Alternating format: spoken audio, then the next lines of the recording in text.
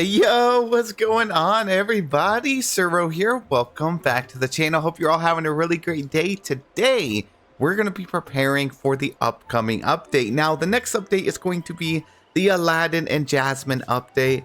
And it could be here in literally a week and a half, or it could be 2.5 weeks. Either way, I have a feeling it's going to be dropping very soon. We haven't got any news on it related yet, but we have a lot more prep to do this time around. If you guys enjoy my content, please be sure to hit that like button. Subscribe to the channel if you haven't already. You know we go hard on these updates, and this update is going to be no different. So let's jump right into tip number 1.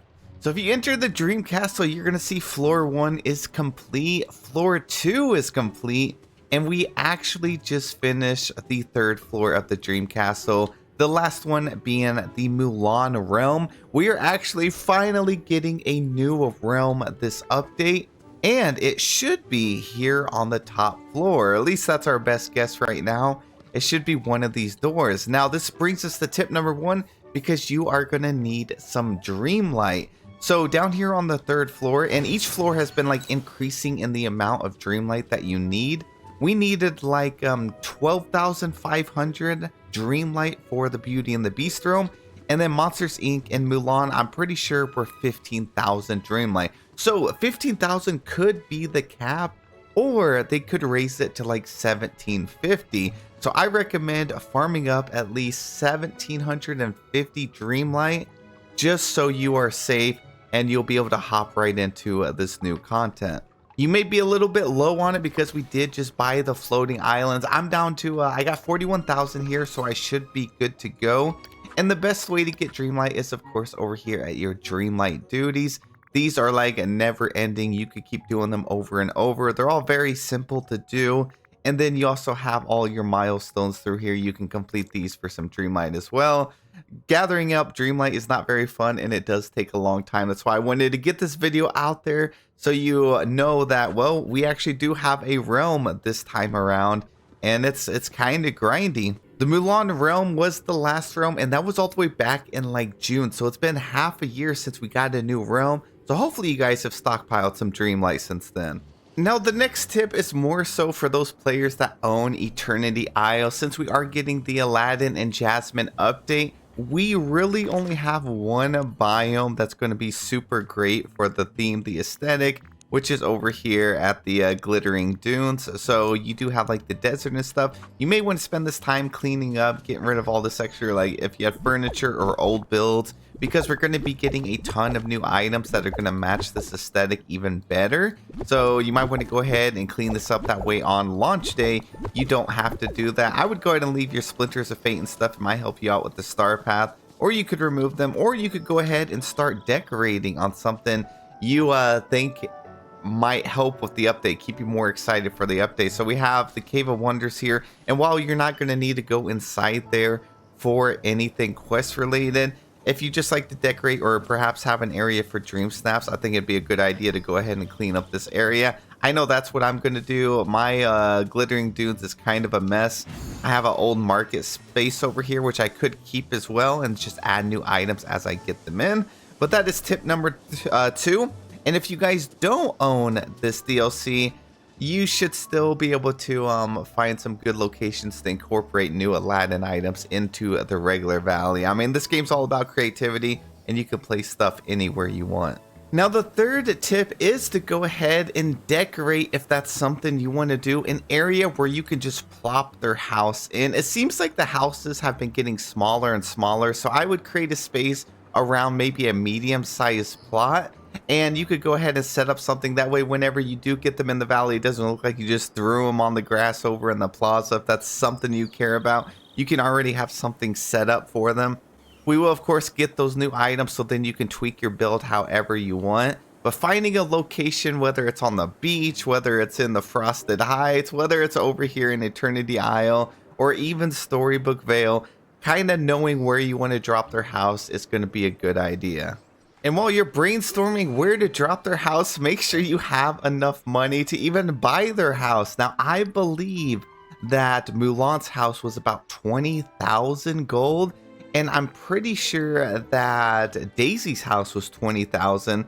So you definitely want to have some extra gold, sell some extra resources that you think you have like a massive surplus of, or ones that you know you're not going to need. Go ahead, grind up some money for that. And also gather up some money so you can buy the new Scrooge items. Every update, we get a ton of new Scrooge items added to the shop, as long as they're not broken. A lot of times they're supposed to implement stuff and we never get them. But make sure you have some money to purchase the new items. Some of the new items could be very expensive, as you know. Some could be like 20,000. We got 4,000 just for that. 4,600 for this. 1,500 for the lights there. They did add this lamp recently. It was 8,000 just for that. So you are going to need lots of star coins for this update, I'm sure. Now, one of the most important ones is, of course, to get your moonstones up. Go ahead, start finding your moonstone chests. If you're anyone like me, you haven't been doing this daily.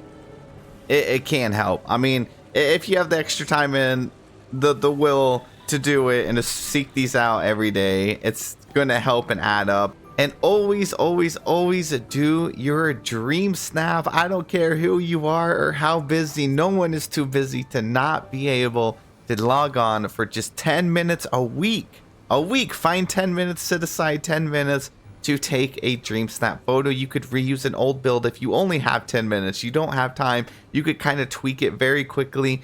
And you never know, you could get 4K. So quickly, for example, this photo right here was on my alt account. I did this in less than 5 minutes. This was an old setup I had. I slapped on some wings and I just stood here, took a picture, and this photo here got a very high rank. I think it was in the top 500. So like I said, with how Dream Snap's ranking is, you never know, you could still get a lot of moonstones by doing a bare minimum of your Dream Snaps. So always do your Dream Snaps.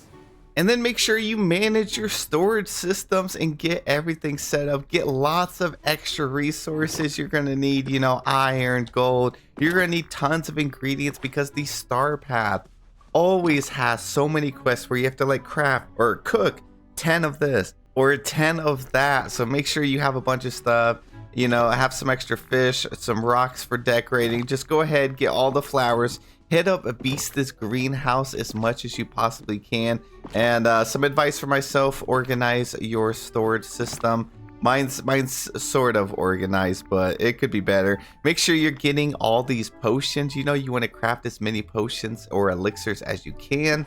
Or if you're someone that's in the treasure valleys, now would be the time to seek out and get some of these resources. You definitely would want to get some shiny gifts. This is the best item in the game to level up characters, assuming they don't go ahead and nerf it. But if you're someone that doesn't like to level up characters, going around trading discords or stuff, we have a trading section in our Discord. You could join our Discord with the link pinned in the comment section.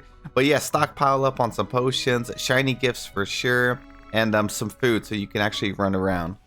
Now, the Star Path could be as grindy or even more grindy than the last one. So being prepared, if you're someone that just has limited time, you can kind of start on it early. Some of those tasks being like the memories. This seems to be something that GameLoft implemented and they seem to be very happy with. So getting some extra memories and just leaving them on the ground. You don't have to like necessarily go out of your way and set it up like I have it here. Just if you see a memory drop from now until the update, do not pick up your memories because you could need 10 of them.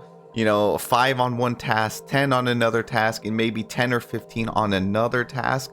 Luckily, if you were subscribed to my channel and you came across this video of doing this little like glitch to get increased spawns, which is patched now, you already have a bunch of these on here. I also have a bunch over in the where is it, the Teapot Falls.